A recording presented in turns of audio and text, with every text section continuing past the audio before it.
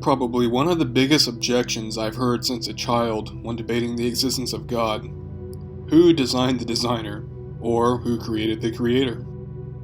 Although it is an honest question, and it does appear to be question-begging, I'm going to show you why the very question itself is highly fallacious and can easily be dealt with if you find yourself in a debate with an atheist.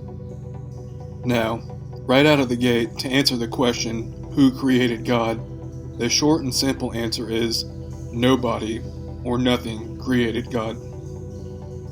The question itself is a false question and based off of a false assumption, namely, why does God need to be created in the first place? It's typically the theist's position that God is an eternal, timeless, spaceless, immaterial, all-powerful, and all-knowing being. In order to bring the universe into existence, such a being would have to have all these attributes. If we can define God as a maximally great being, that meaning all-powerful, timeless, spaceless, immaterial, etc. being, then by definition such a being cannot be created.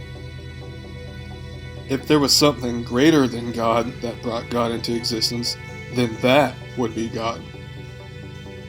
You would then run into a problem of infinite regression. If something created God, then who or what created that? And then who or what created that? And so on unto infinity. None of that is necessary, however, as it violates Occam's razor.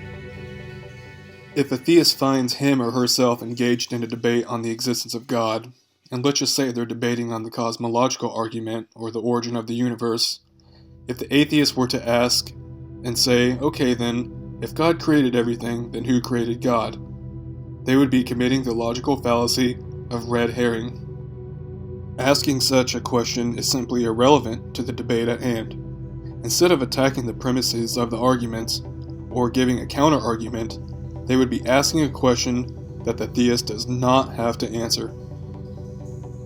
If the theist is arguing that God is the best explanation for the origin of the universe, the theist does not need to have an explanation for the explanation. It's simply irrelevant, and even a fallacy, for the atheist to ask about God's origins in that specific debate.